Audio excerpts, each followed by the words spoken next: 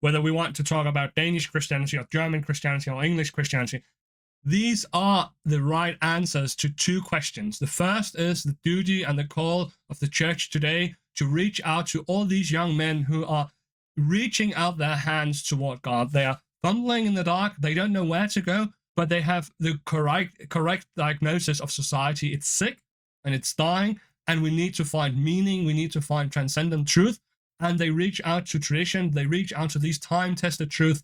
And Danish or Germanic Christianity or English Christianity is also a responsible answer to their calling, because we don't want to only show them that the solution is that they cease to be Englishmen or cease to be Germans, and rather they become small Americans in tight jeans, dark scenes, smoke machines, guitars, and praise bands, or they begin to need to learn foreign languages and wear small Berettas and smell like Italians because God is only pleased with Mediterranean worship. No, both of these answers are wrong. We need to reach out to them and show them that we want to show them how they can be even better, even truer, even more genuine Englishmen or Germans by picking up the faith of their fathers.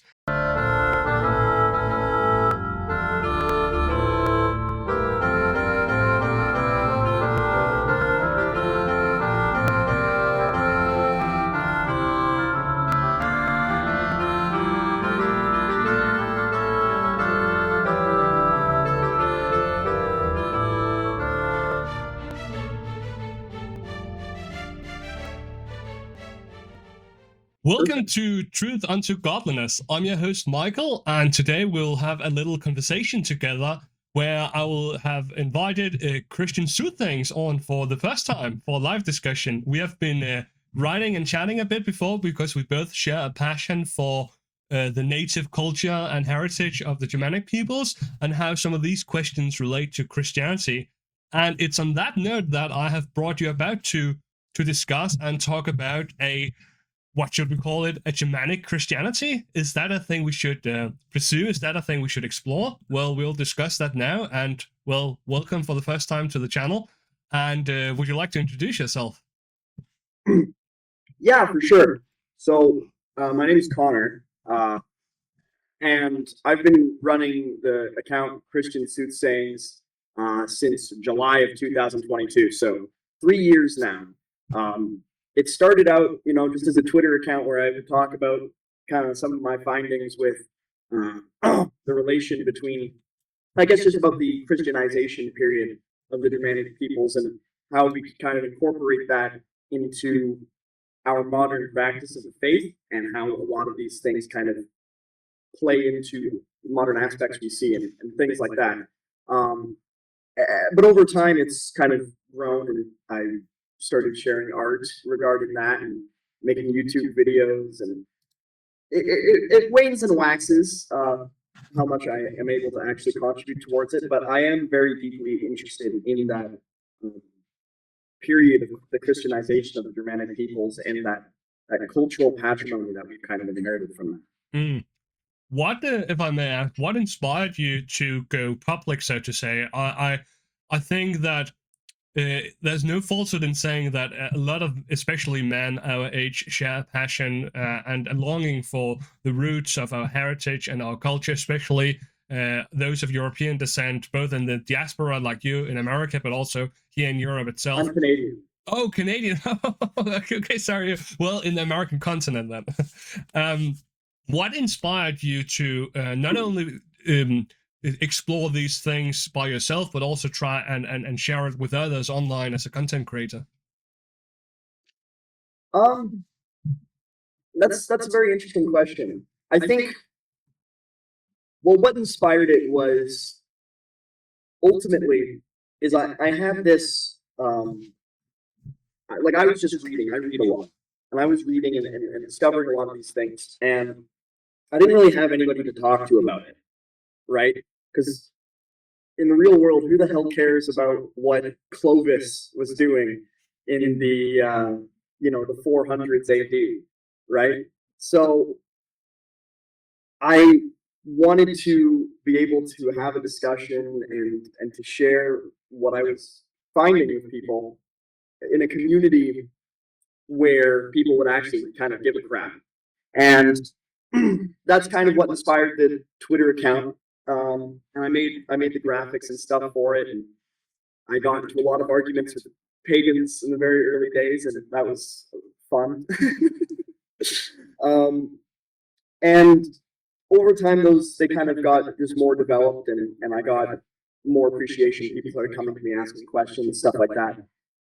And eventually, like, I started a YouTube channel because people ask me questions all the time. And I'm like, okay, maybe I should like make this YouTube channel so I can have proper outlets. Nobody ever read my threads.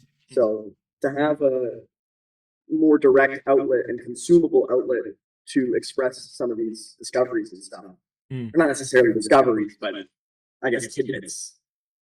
Have you always been a Christian, and also parallel to that had an interest for Germanic culture and this time period, or were these things that came on later in your life?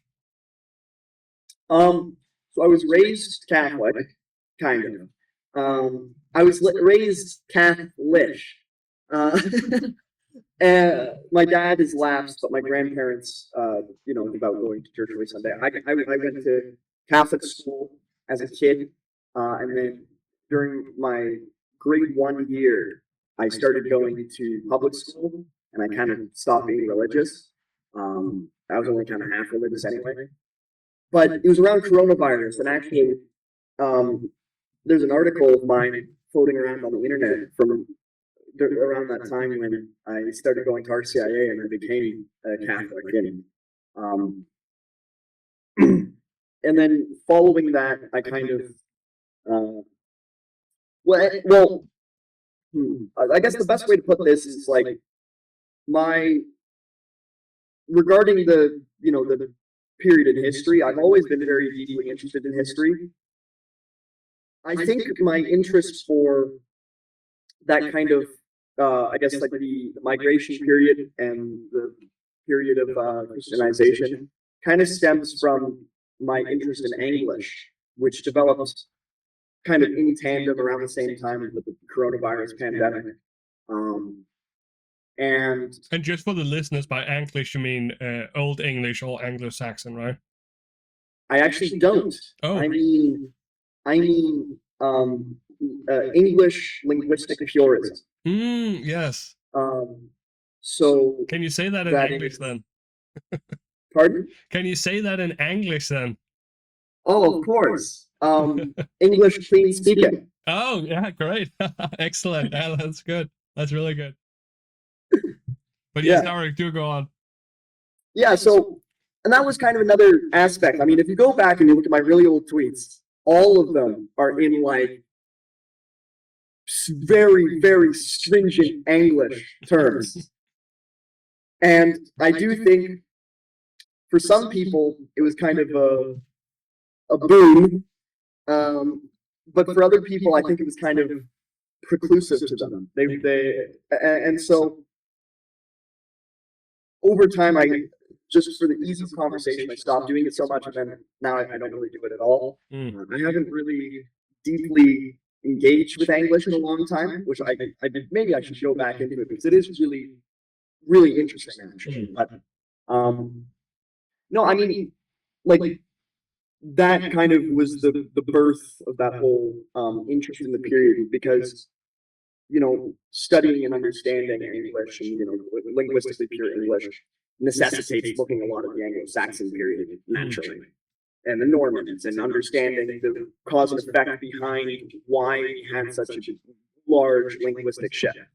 Were these interests also inspired by a sense of longing to discover your roots, or find or strengthen your identity as a European Canadian, or were they more academic pursuits just in the quest of knowledge, or how do you view those interests?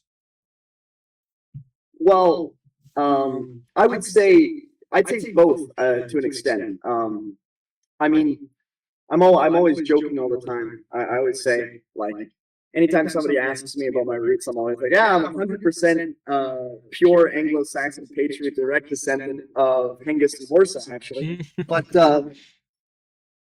I think, yeah, like I always identified as English, right? I am ethnically English, even though you would think with my first name, Connor, I'd be some kind of Irish. But no, that was actually named after the Terminator movies, um, which is true. But I am ethnically English. I've always identified as ethnically English. I've always said, Anglo-Canadian. That's like a big thing here. You're Anglo-Canadian and you're French-Canadian, right? And we got that big gap here. And so I think, yeah, to an extent, there was that desire to quantify what being Anglo-Canadian was. And also there's that feud between the French Canadians. And I'm like, wow, if I'm going to speak English, I see French enough as is. Maybe I should get rid of all the French from my English. Nice. Yeah. That's funny. So, okay, that's interesting because I expect that at least for some people, interest in early Germanic history, the migration era, or for example, English purism and so on, is also inspired or maybe caused partially at least for an interest in reconnecting with your roots because like national sentiment is something, at least also in Western Europe, I see here, is something that is pushed less and less as a collective identity. You want to, at least some people want to de-emphasize our heritage, for example, as ethnic Danes and as the last chain link on this long rope going all the way back through history. And I could imagine that one of the reasons why we see this return and this growing interest in European history and in European identity is as a kind of counter a reaction against this rootlessness that we are seeing become ever more increasingly common among young men. And the same as I also think that leads into the next question we want to talk about, namely the interplay between Germanic history, culture, and shared faith as two Christians, because you also see a renewed interest in traditional expressions of Christianity throughout the West, and increasing more and more people convert to traditional forms of Christianity, whether traditional Roman Catholicism or some of the traditional expressions of Protestantism. And I think these two movements are very much related, and at least here in Western Europe. And you can maybe tell me something about the context on the American continent, but also here in Western Europe, you're also seeing a growing interest in Germanic paganism and a growing amount of people who return and reconnect and actually begin to practice Germanic paganism. Mm-hmm. Well, I think that is an interesting point. Like, definitely we do see like this, the SSPX tradcap, nationalist patriot type character. That is like a very big growing demographic, for sure. And I think, obviously there's deep value like in the Tridentine Latin Mass. I actually have never been to a Latin Mass. Well, there's not really one in my town. And also, I don't know, I personally don't feel that necessarily that connection to the Latin Mass. And maybe that's just my Anglo Chud sensibilities. But I think the obverse of that, which you mentioned with the rising prevalence of Germanic paganism, like I've known a lot of people, not a lot of people, but I've known a decent number of people who have self-identified as pagans, and a number of people who have self-identified as like spiritualistic, like ancestor worshippers, as like these are white people. Like I met a girl one time who worshipped Hitler, which was very interesting. She thought like Hitler was like this avatar deity. Yeah, very interesting stuff going on in the non-Christian world. But where was I going with that? Oh, I mean, so we have kind of this. What's happening now is we're kind of having this relitigation of the evangelization of the West, really. Because the secular West is completely like a stranger to the concept of God, to the truth of the resurrection, to Christ. They understand things maybe on a superficial level, but they are completely estranged from it in any realistic, tangible sense. Matter of fact, a lot of the spiritual people I do know, like at my job, for example, this is a true story. At my job, there's me, the Catholic. There is a Gnostic, like somebody who believes in like the Gospel of Thomas type Gnostic. Okay. And there is a Norse pagan at my job, and I work a physical labor job. Like these are the kinds of people that this secular world is putting out there. And I think right now, Christianity is not doing a very effective job at taking up our missionary calling towards the secular world. And I think Pope John Paul II kind of speaks on that in his book, Crossing the Threshold of Hope. He says, he says that, but then didn't really act on it. But he kind of does talk about this new evangelization, how Christ is young because every generation needs to individually, uniquely take up Christ. That leads to this eternal youth of Christ, I think was his words. And which kind of reminds me of the war in Levante. I don't know if you're familiar with that, but one of the Catholics who was facing persecution by the French revolutionary government, he says that the seculars see us as superstitious peasants, but in reality, we are the youth because. All good? Yes. Yes.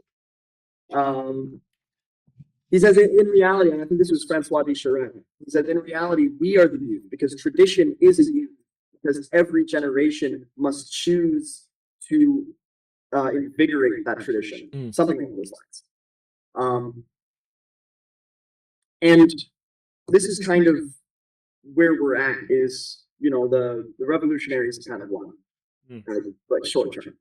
And obviously, we know at the end of days, Christ will reign victorious. But ultimately, as individuals, it is our goal to, like as the lady, as the church, is our goal and our objective and our calling to make disciples of all nations, to be responsible for the salvation of many souls as we possibly can. So the question arises, and this is finally going back to what we were saying. The question arises, what does that look like for the modern man? What makes the best disciple of the modern man? And to answer that, I would say we ought to address the needs of the modern man. What are we deficient in as modern men? How can God help us to fulfill our deficiencies? Well, we're deficient in vitality. We're deficient in drive. We're deficient in passion. We're deficient in masculinity, in duty, in honor, in respect, sophistication. All of these things are deficiencies, and that's where we see that reactionary rise in traditionalism. But I feel as though that traditionalism can be. I know a lot of people in the SSPX by nature of being Catholic in a kind of alternative field.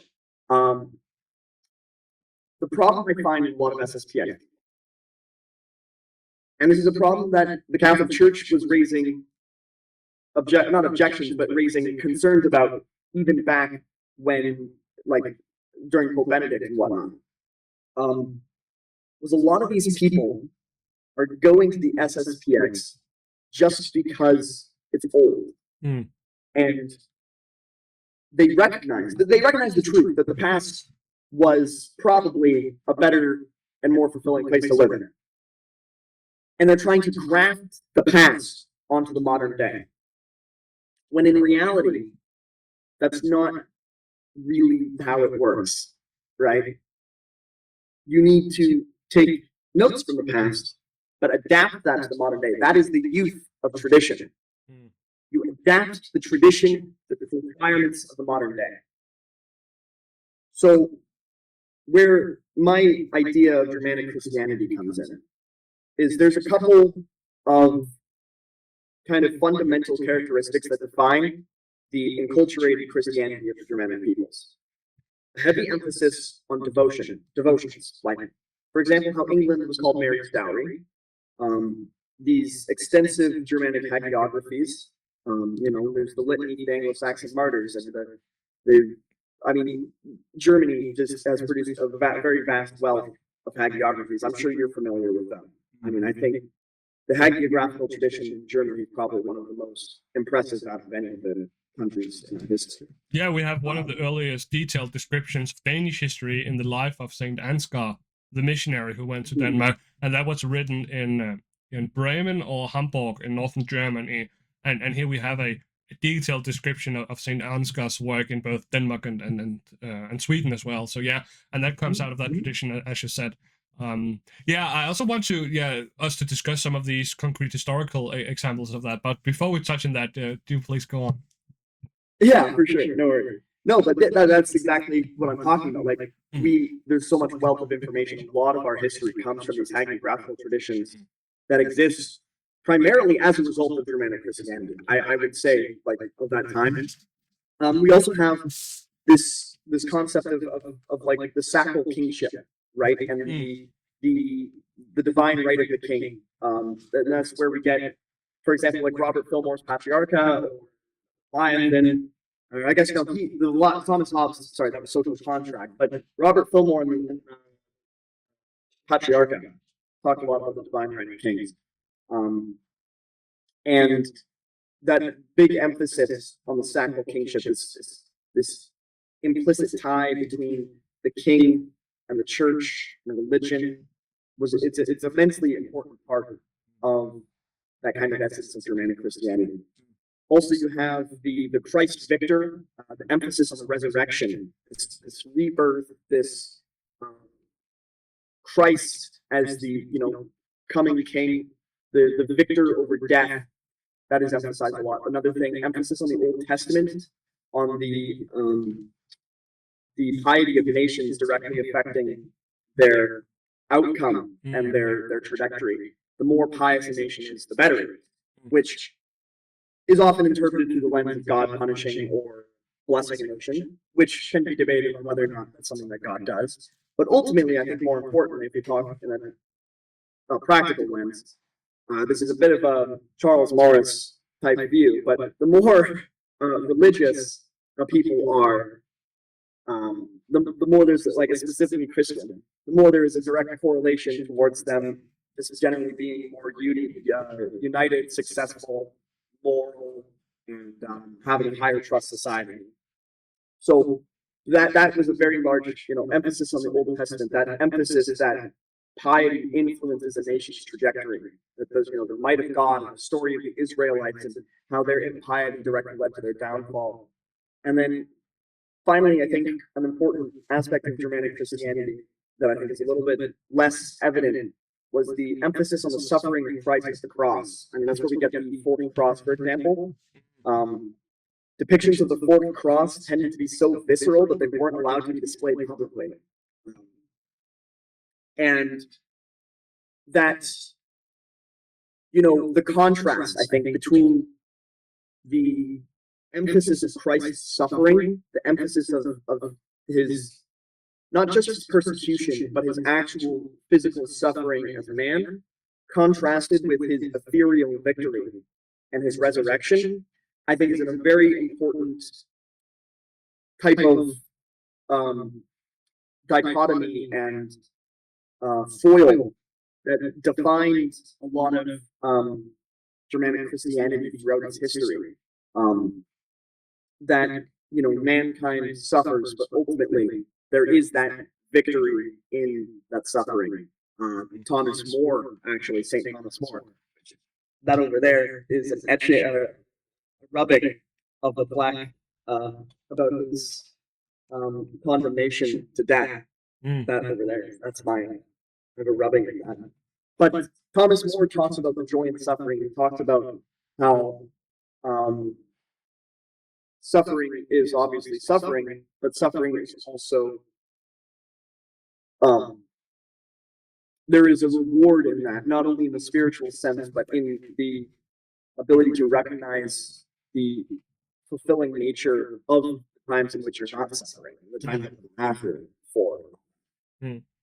One of the things you mentioned that really resonates with me is this tension between masquerading. That is to say, let's say you pick up a tradition and you only do it exteriorly because of, let's say, social pressure or just out of plain habit or something, and you don't really make it your own. And of course, none of us is interested in that. I think that in large part, a lot of the secularization in Europe and in the Americas happened because you had you had a cut point between Christianity as a lived out religion that was really something was an expression of internal convictions of large part of our populace, and at some point that was lost to different causes, and we can get into those another time. But for a time, for a few generations, Christianity still lingered on as a masquerade because people still acted, spoke, and kind of behaved as if they were Christians, but it was more of a cultural Christianity that wasn't an expression of deep felt devotions. And I think one of the dangers with traditionalism, though I don't think it's that common, is that people pick up traditionalism just out of a kind of spite and out of a disillusionment with mainstream Western culture, which is so devoid of meaning, which is so devoid of anything um, nutritional, because everything is just more or less a hunt for the next short pleasure, and that of course it feels good and it can be very tempting, but in the long run it creates despair because you don't have any meaning left, and pleasure devoid of meaning becomes boring and makes you numb in the long run. And and seeing this strong longing for tradition, you mentioned also the traditional Latin Mass, and a lot of people grab onto that, not necessarily at first because they're convinced of it, but just because there you see something genuine, you see like a living bonfire of tradition, and because there aren't many alternatives, you just take that on. And I think here to kind of pivot to the Germanic Christianity question, I think here there is also a danger because, at least and I won't speak for all the general situations you have outside of Northern Europe, but I'm more familiar with Northern Europe. Here we also have the danger that, and again, it's primarily young men, but you have a lot of young men who, in this deep felt search for meaning, for the transcendent, for tradition, they grab onto something foreign that kind of ruptures their link to the nation and to the people they're part of. So, for example, I think this is most commonly seen, for example, in young men who convert to Eastern Orthodoxy. When young men become Eastern Orthodox, it's almost as if they also need to convert and become small Russians or small Greeks, and leave behind their people, their culture, and pick up all these sorts of strange and foreign mannerisms and cultural attires and so on. And that really becomes masquerading. And even though, of course, you should be willing to sacrifice everything for the truth, then I think also here you have a strong strong discontinuity from historic Christianity, which never tried to make small Romans after out of Christians, but was more than willing to translate the liturgy and the Holy Scriptures into just within the first 4 centuries into Latin, Greek, Armenian, Coptic, and so on. And our great grandfather into Gothic as well. We had Wulfila's Gothic Bible, all written in the 400s, and I think that we should, and this is maybe just an appeal to our countrymen. I think that we should be careful in buying into these people who try to sell the truth as an either or. Like, either you embrace the truth and betray your heritage and your background, or you embrace the truth and you become this foreign, different, alien thing. And I don't think that's not true. That's not truth at all, because the truth will elevate you and make you more genuinely who you are than you were before. It won't try to make you into something utterly different. And I think that should be a danger side, and it should also help us to, I think, appreciate this, let's call it a search for Germanic Christianity. Yeah, I think one of the things that is appealing to Eastern Orthodoxy specifically is, I'll circle back to that in a second. One of the things I note very often amongst SSPX, Trad Latin Mass converts, is legalism. Especially in North America, I would define the SSPX culture as being, and this is very, very ironic, as being puritanical. And I mean that not in the insult way, I mean literally defined by Puritan culture. I genuinely believe that the TLM culture in North America is informed directly by New England puritanical culture. And I say this as a result of manner of dress, for example. Me and my friend, we always joke, there's this thing we call the SSPX uniform.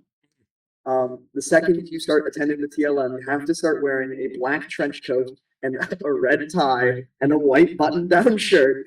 And it's like, it genuinely feels like it's straight out of Thanksgiving. Like the constant desire to dress in black all the time. My friend and I poke fun at him. I'm like, did they give that to you at the door? Because it's like, because he attends the SSPX and he dresses like that all the time. And I'm like, you look like Oliver Cromwell, buddy. Like, but I think this legalism, this puritanical culture, obviously, a lot of people are a lot more cavalier. I would describe myself as being quite cavalier. That's why I, am in a lot of ways the way that I am. But I think that's what is appealing about Eastern Orthodoxy, is this more reflectivistic and this more mystical and spiritual aspect, which I think appeals a lot more to the cavalier demeanor than the way that traditional Catholicism is portrayed by and to young people. And I think obviously that is a problem. I mean, I think I agree with you completely. I don't think we should have little Russians, little Greeks being made out of little Anglo-Saxons, but and I think that is one of the things that's valuable about Germanic Christianity, because we do have this deep mystical tradition as well.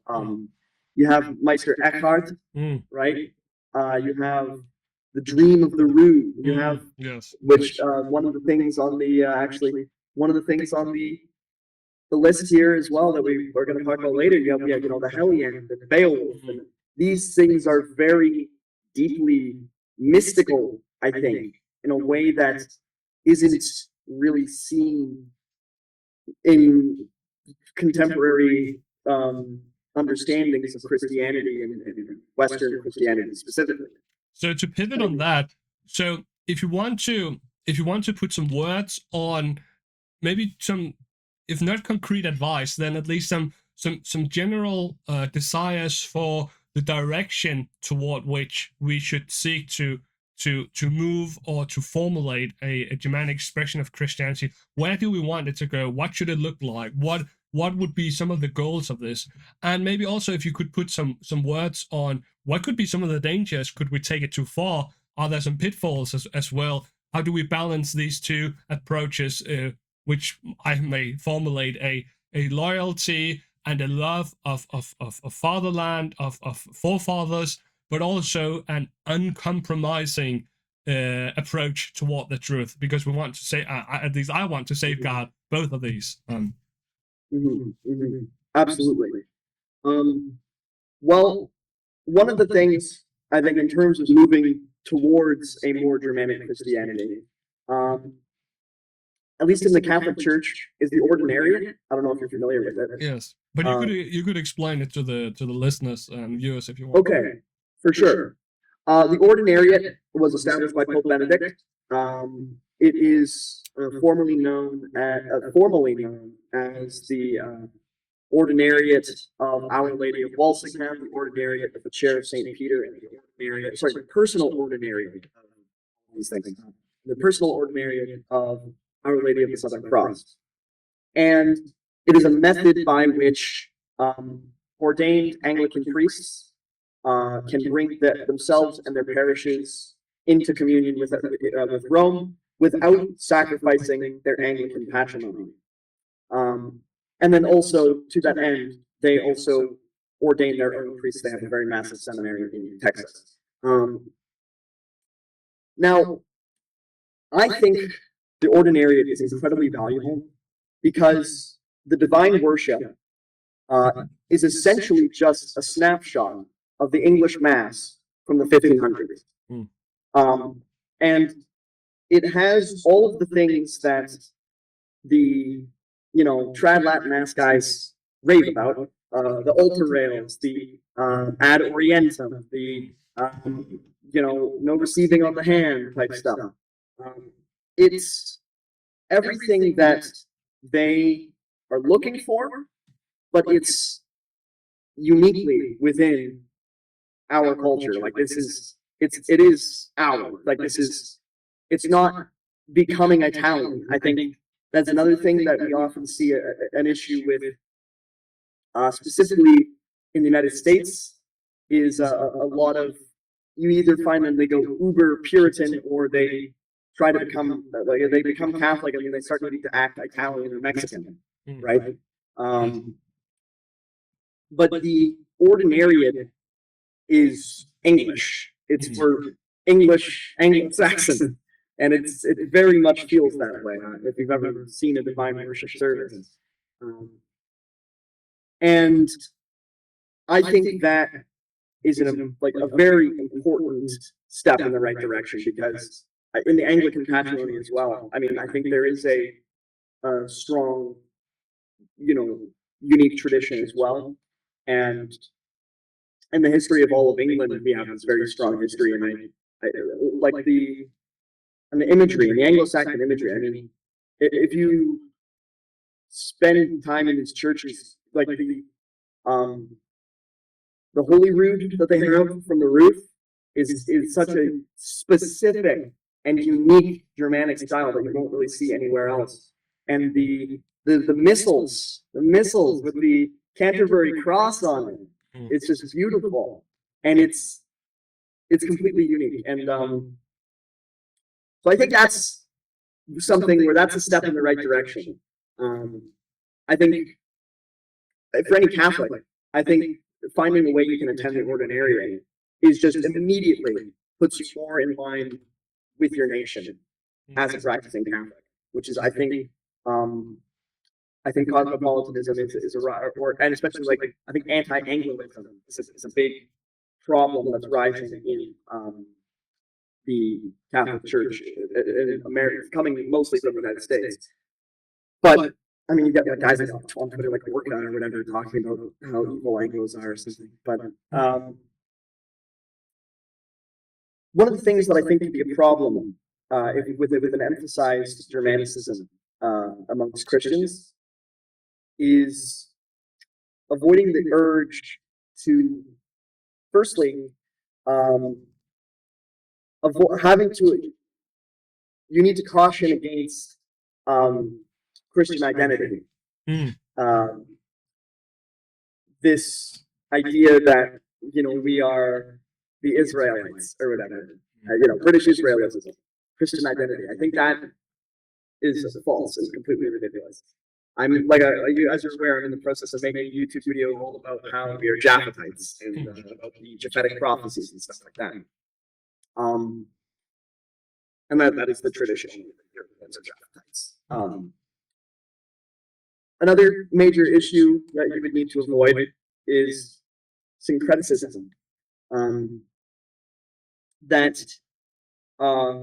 because, and this is also a problem if we ever have any success evangelizing into pagans. I think that they might have a desire to become syncretic. And cautioning and being weary against syncretism that, you know, these pagan myths, we can acknowledge that they were prefiguration, but ultimately, as is said by, what was his name? In the De Falsis Dies, which was a homily from the Anglo-Saxon period that talked about the false gods and the origin of the false gods and how they're powerless. And, you know, and you have the Saxon baptismal vow, and it says that, you know, I vow that, or I affirm that Odin, Thor, Saxonaut are powerless demons or whatever. I don't remember the exact wording. I haven't written it down, but those I think are the two major things that you would run into, because there's that either that overemphasis on the, because it's, I think actually uniquely they represent two different characteristics of the Germanic Christianity taken too far. Because you have that emphasis on the parallels between the piety of nations and the Israelites, right? In tandem with that desire to, you know, be at one with your nation. You take that too far, and then you start asserting that you are the nations of the Old Testament, and that's where you get Christian identity. Conversely, you have the you know, you have that acknowledgement of the community of saints as a devotionalism, that recognition of the importance of the piety of your ancestors and the patrimony of those who came before. You take that too far, start to venerate the pagan gods, which are not represented in that, you know, properly in that history. They are kind of two natural extreme responses, like take something and take it too far. I think that's something that would be a significant problem in any kind of larger development of Germanic Christianity. Yes, I think that one of the strengths and one of the aims we should further direct toward is this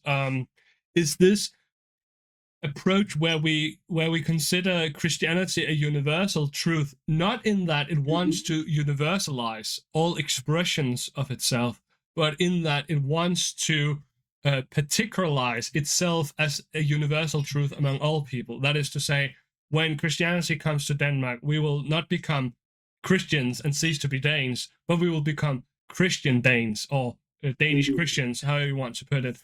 And I think that's important, and that's something that, of course, should not be restricted to Germanic Christianity merely, but I think that, as I mentioned before, should also be true of the Copts and of the Arabs and of all other different people groups. But I think this danger is because if we look out at the Christian landscape, I think one of the dangers facing Christianity today is that two of the large groupings that are drawing in new converts are actively kind of fighting against this. So on the one hand, I see traditional Catholicism, especially expressed in the traditional Latin Mass, where you kind of, as you also touched upon, where you kind of have this emphasis of trying to make out small Italians of people, with the berettas and the clothing and the styles and the liturgy in Latin rather than one of the native Germanic languages. But on the other hand, you also see in American evangelicalism this kind of pop American cultural expression, which is also now in Denmark, where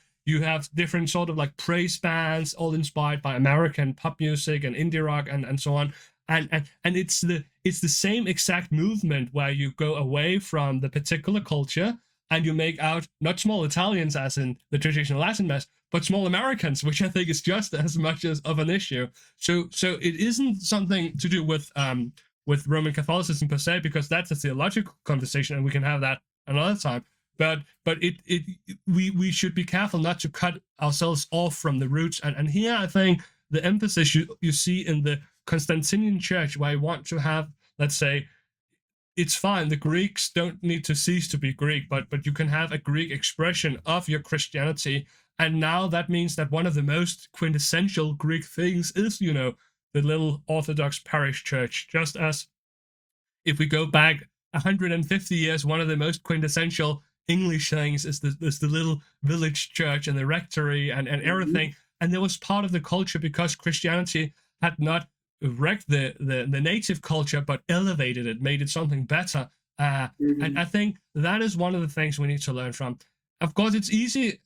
I'm very blessed and privileged, I think, as a Danish Lutheran, because we have had such a harmonious, long history together.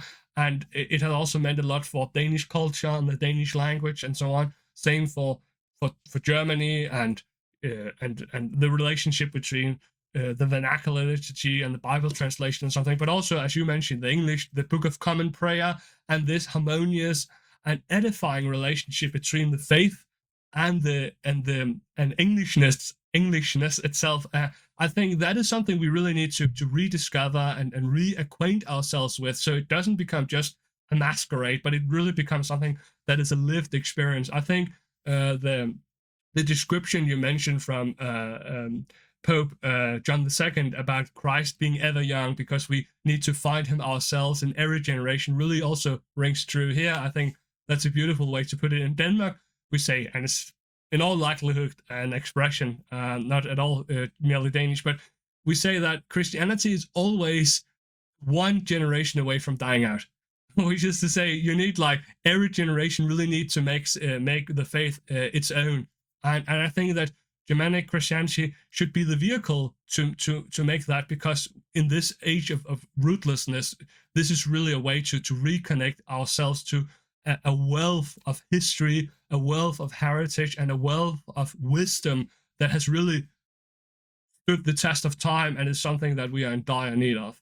I also agree with you that on some of the dangers here, that if we look out, we should be careful, because all goods can be used properly and be misused. So, for example, I think alcohol is a great blessing, but you can really misuse that good.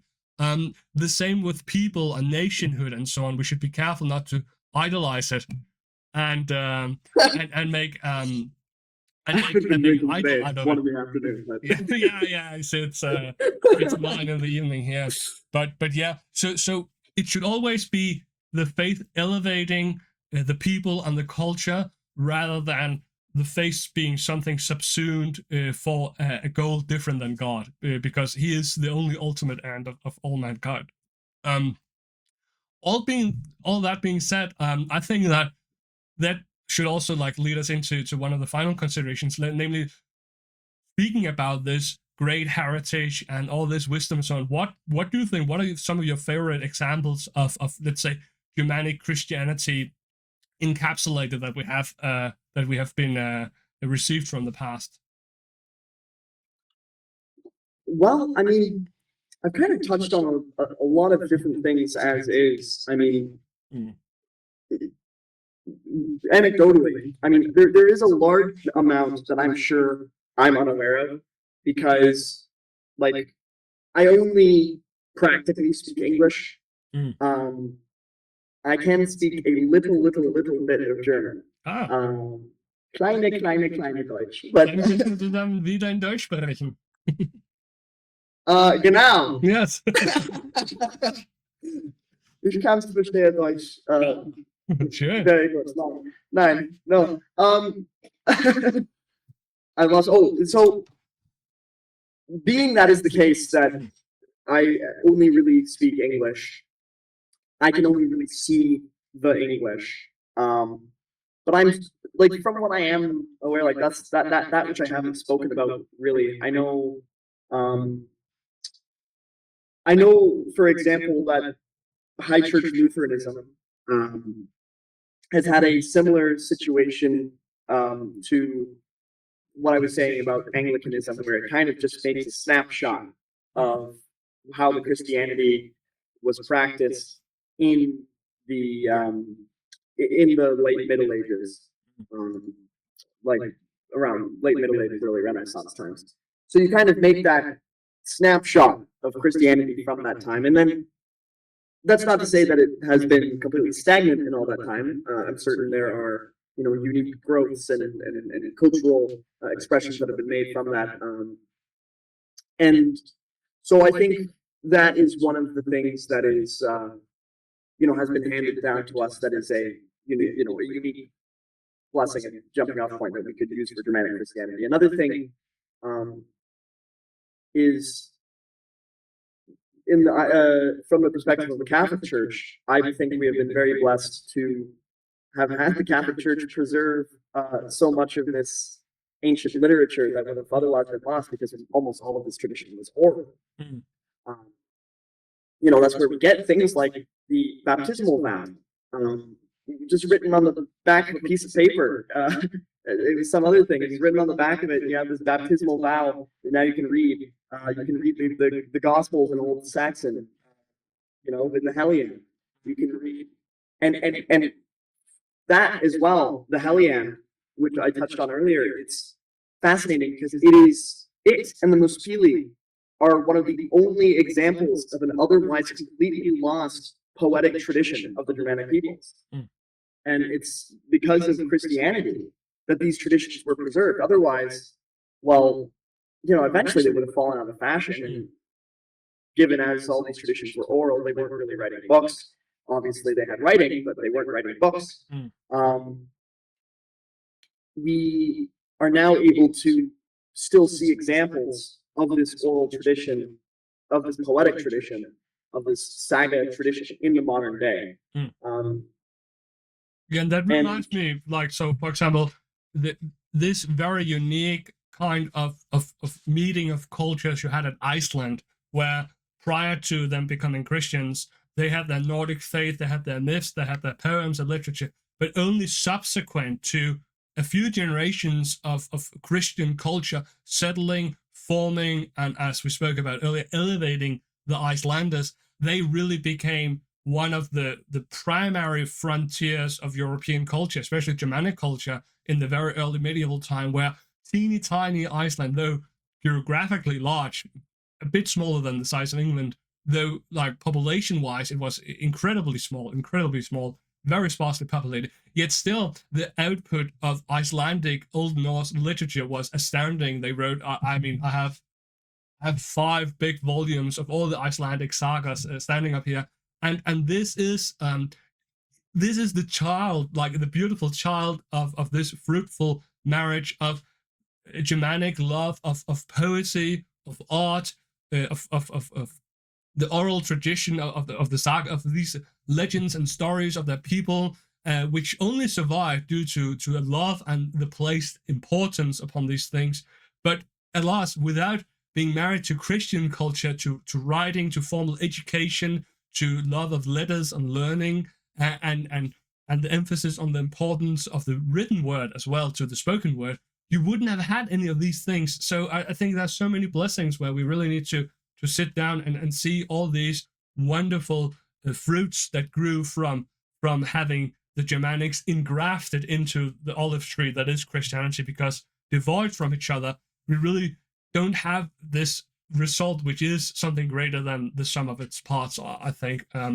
You also mentioned the Helium. I think that is probably one of the most interesting and apart from the dream of the root, I think that it's also one of the most beautiful expressions of this very particular Germanic view of Christianity, where you have Jesus doesn't run around with disciples. He has his herdsmen, his warrior band, these oath brothers that has sworn fealty and loyalty to the great King of Kings.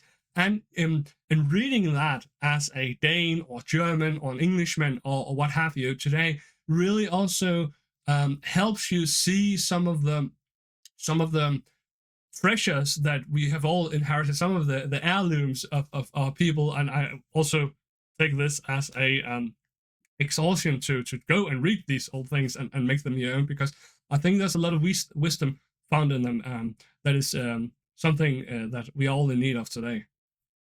Mm-hmm, mm-hmm. And I think it's uniquely beautiful as well, specifically the Hellion, because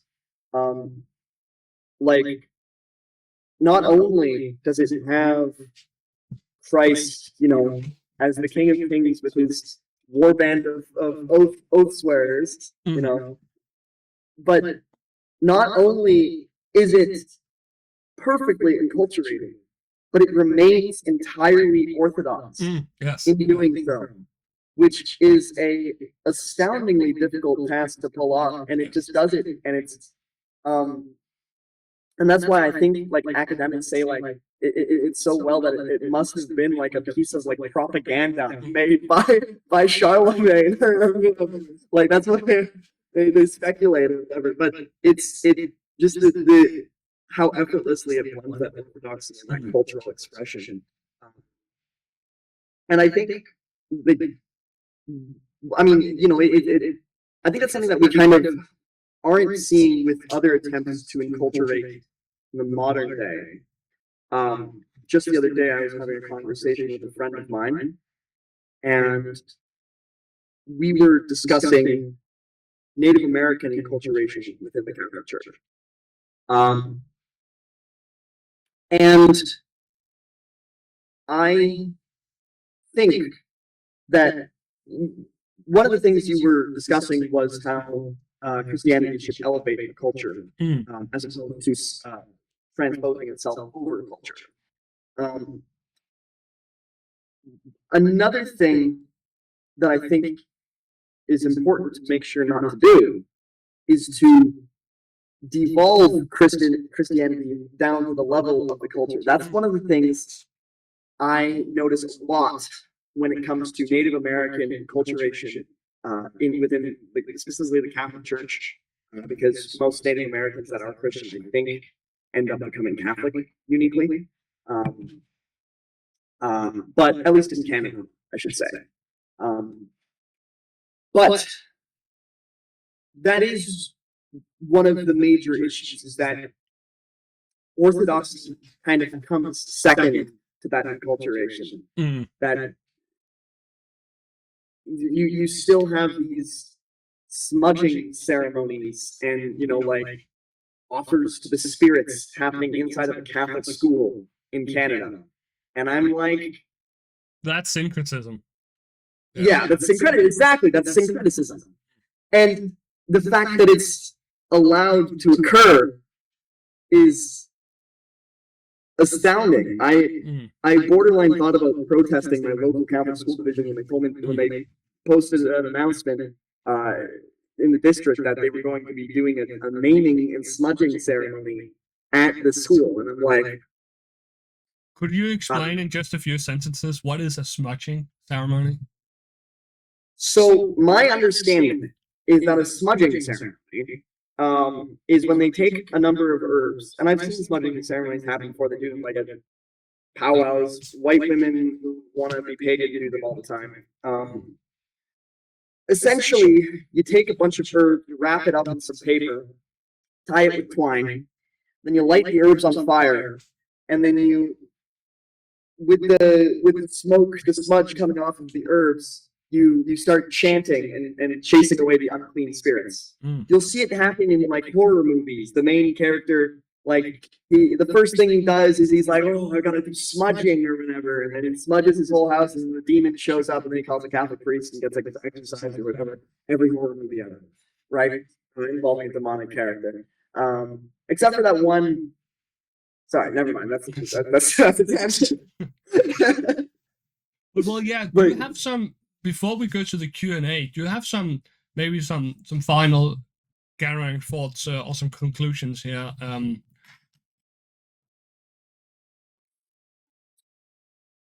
In conclusion, I think, you know, it really is a troubled time that we're living in, right? And I think we, as young men especially, are being pulled in every possible direction by every possible different interest group, whether they're, you know, trying to sell you on the mindset of suntanning your balls, or if they're trying to sell you on the mindset of becoming a Romanian pimp, or they're trying to sell you on the mindset of the will to power, or and so on and so on and so on. And really, ultimately, we need to recognize and understand what we need is not only within us, but it's already around us. Mm. We don't need to go back to the Bronze Age because your middle-aged church, if you're in Europe, is just down the road, right? We don't need to listen to 19th century German atheist philosophers because before that German 19th century philosopher, there were a lot more German Christian philosophers. And learning those lessons, applying them, adapting them, as we've reiterated plenty of time, making them young. Yes. That is what will fill you with the sense of belonging, the sense of purpose, the fulfillment of your heritage, the fulfillment of the patrimony that's been given to you. And as the Bible says, you need to honor thy father and thy mother. Yes. Yeah, and on that point, I think that Germanic Christianity, to put it in this more pan camp for all of those of Northwestern European descent, but at least for me, whether we want to talk about Danish Christianity or German Christianity or English Christianity, these are the right answers to two questions. The first is the duty and the call of the church today to reach out to all these young men who are reaching out their hands toward God. They are fumbling in the dark. They don't know where to go, but they have the correct diagnosis of society. It's sick and it's dying, and we need to find meaning. We need to find transcendent truth. And they reach out to tradition. They reach out to these time-tested truths. And Danish or Germanic Christianity or English Christianity is also a responsible answer to their calling, because we don't want to only show them that the solution is that they cease to be Englishmen or cease to be Germans, and rather they become small Americans in tight jeans, dark scenes, smoke machines, guitars, and praise bands, or they begin to need to learn foreign languages and wear small berettas and smell like Italians because God is only pleased with Mediterranean worship. No, both of these answers are wrong. We need to reach out to them and show them that we want to show them how they can be even better, even truer, even more genuine Englishmen or Germans by picking up the faith of their fathers and embracing that truth. And the second solution, also in line with that, is simple, that we also need to do it not just for the sake of the other, but also for our own sakes, because by doing that, we remain faithful and in gratitude to our forefathers who kept this treasure and passed on the flame generation after generation. And rather than running out and seeking strange new faith or religions, we return to the family farm, and we reappraise all these good gifts that sadly some of our forefathers discarded, and we return to the heritage site that is ours by birthright but hasn't been properly valued. And I think that Germanic Christianity really is the solution to some of these things, and will help us become better people, better Danes or Englishmen, and also, frankly, better Christians, because we are always Christians through the lens of our culture, our language, and our upbringing. So we might as well thoroughly Christianize that.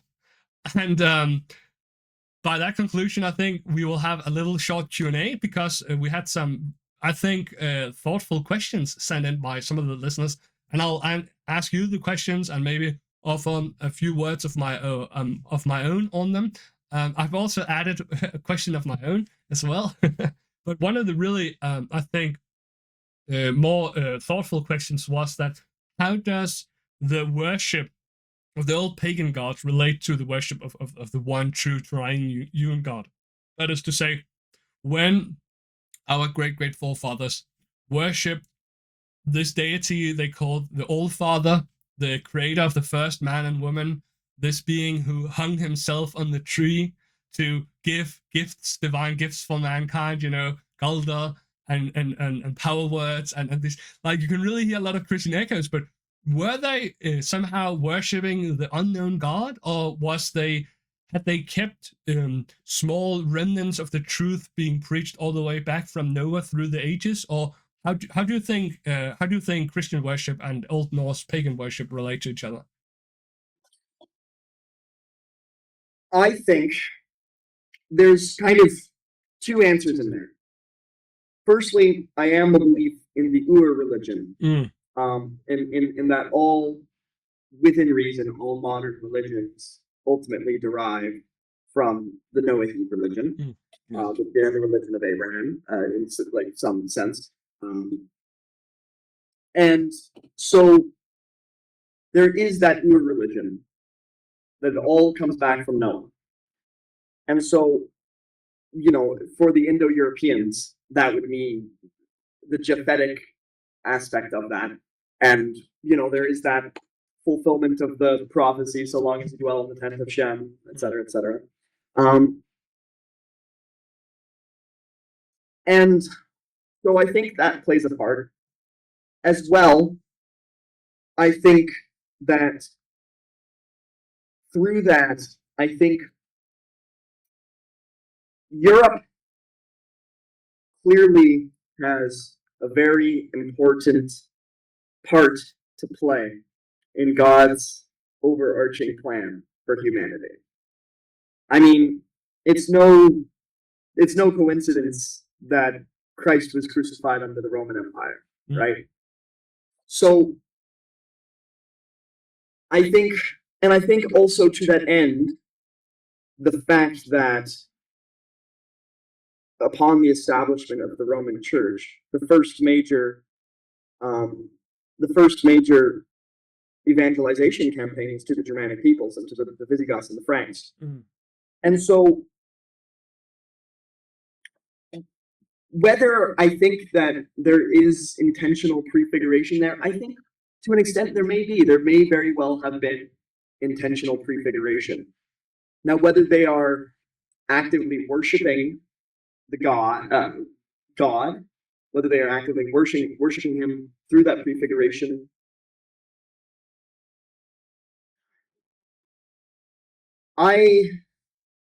that's harder to say. I don't know if I necessarily think so. I think that there is prefiguration. I simultaneously think there is forgotten semblances of the truth within there.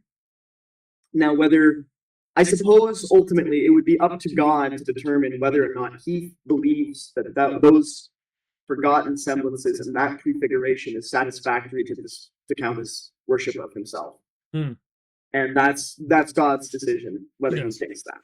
Yeah, I very much agree with how you with trying to trace down these shadows, not to like new revelation or anything, but because you had a lot of echoes of the preaching of Noah through the ages, and it only makes sense due to the fragility of oral tradition that in the millennia passing, then also corruptions would creep in and so on. But I also think that the most reasonable explanation for all the echoes of Christianity in Norse mythology is due not to like angels proclaiming anything or something like that, but due to reminiscing back to the old Noahic faith about the sky, the one true sky father and his son and this coming Messiah that would crush the head of the serpent. I can't say I wouldn't dare to say that they worshipped God, but I would also say that it depends on how literally they took some of these myths and whether they had an approach of humility in worshiping what was true in their religion, and whether they were open to correction. So, for example, I think there's a stark difference between somebody, let's say, having parts of the truth in their religion and an openness or agnosticism to all the hitherto unknown facts of the faith, and then somebody on the other hand who explicitly affirms something that directly contradicts the faith. But I think, yeah, there was a famous Danish Lutheran pastor who's also a very influential figure in Danish cultural life called Grundtvig, and he wrote, I imagine, the first kind of systematic presentation of Old Norse mythology in the 1800s.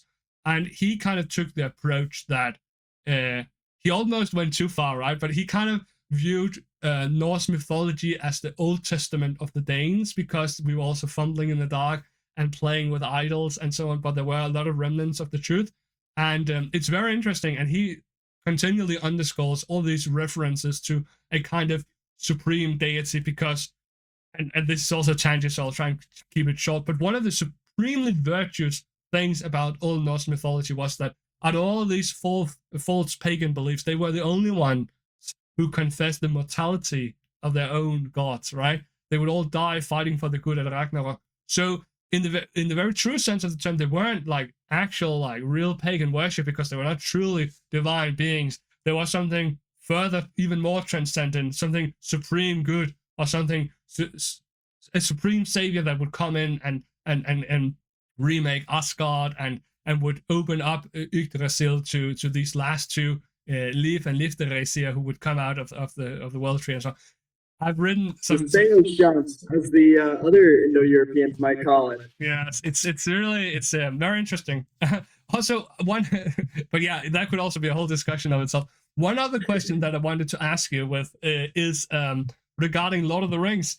The only truly viral Twitter post I've ever made was me very provocatively and controversially arguing that the Lord of the Rings, as defined by the three books, the Fellowship of the Rings, the Two Towers, and the Return of the King, are indeed not Christian books or Christian story, but actually way more Norse pagan books and inspired by Norse paganism, also as it differs from Christianity. What do you think about that? I haven't actually seen that post, so I don't know if you have made an argument for it. Now, let me defend myself here for a second. I've read The Hobbit. Oh, yeah. I have not read The Lord of the Rings. Oh, no. So... Okay, well, yes. Yeah, this I is think the, we should. This is the tea. Yes. Christian Soothsayers has not read The Lord of the Rings. I've read The Hobbit. That's okay, crazy. I really enjoyed The Hobbit. I've never gotten around to reading Lord of the Rings. Wow. When I've gone on book buying sprees, I've just never bought it. Like my bookshelf right now, it's yes. I don't know if you can see that. Yeah. Yeah. So it's a bit of a mess. I'll buy it eventually. We need to end the call right now and just make you read Lord of the Rings. but I will say, from my understanding, I think you are correct in a sense. I only am able to make argumentations from what I know about what J.R.R. Tolkien has said extraneously. Yes. But I know he said, I'm fairly certain he said in a letter once, that one of his objectives with Lord of the Rings was to make a mythology for the English people unique to the English people. Yes. Because you have stuff like the Arthurian cycle, which is for the Welsh. And then you have, all of these other things, but they are drawn from other cultures. There's not an English cycle of mythology. And one of his objectives with that was to make one for the English, and only the English. And so naturally you're going to draw from historical English literature, and you get things like like the old Saxon poetry and stories like Beowulf. And Beowulf, I mean, it's a beast unto itself. It's acts. Have you read Beowulf? Yes, I've read Beowulf. Okay, then let me rephrase this question, because it's much better to talk about things that we are more familiar with.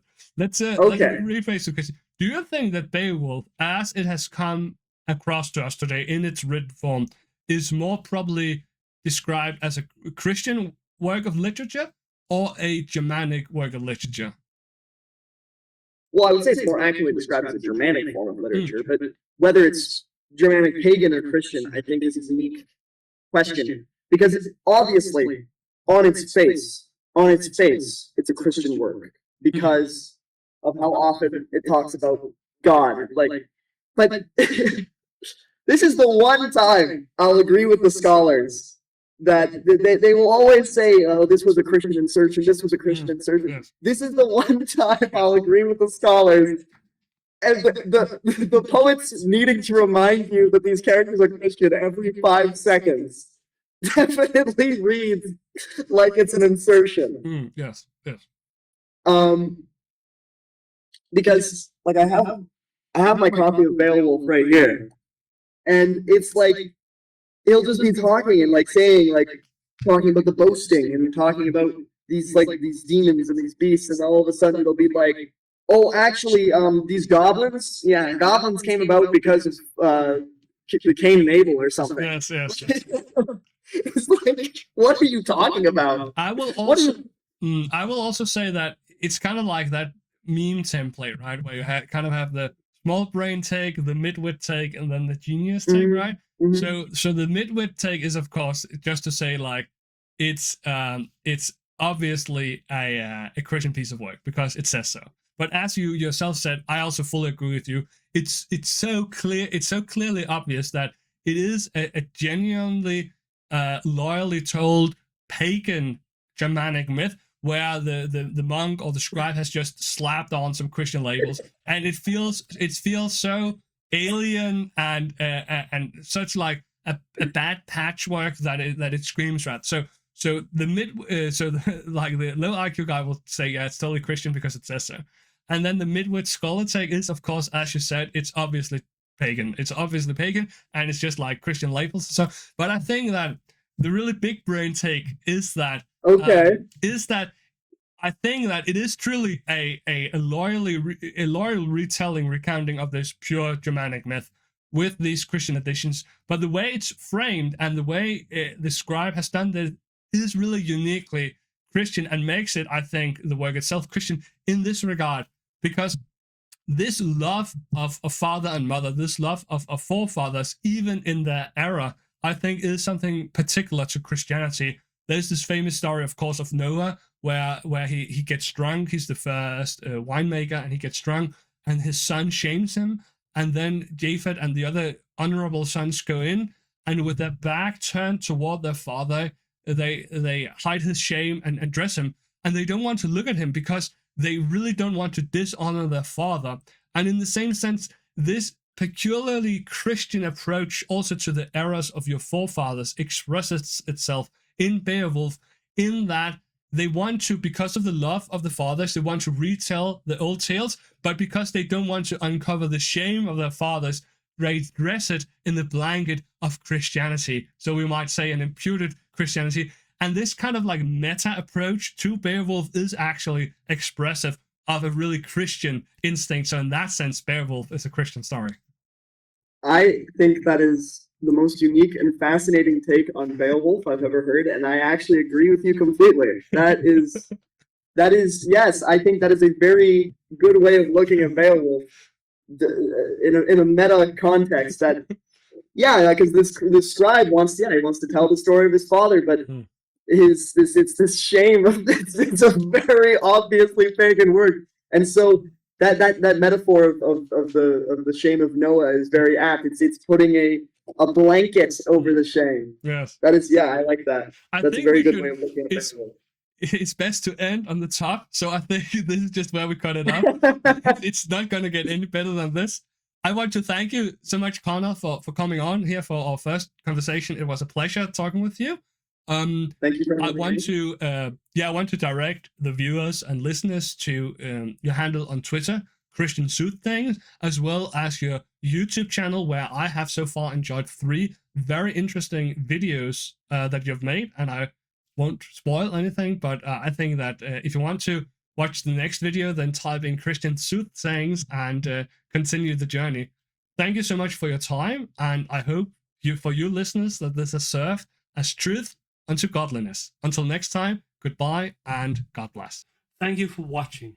If you have enjoyed the material I present on Twitter at Potamopotas or here at Truth Unto Godliness on YouTube, then please consider donating either through PayPal at Potamopotas, as is seen in the picture screen here, or on Patreon at Truth Unto Godliness. I hope to edify, to serve, with truth and godliness. Thank you, and God bless.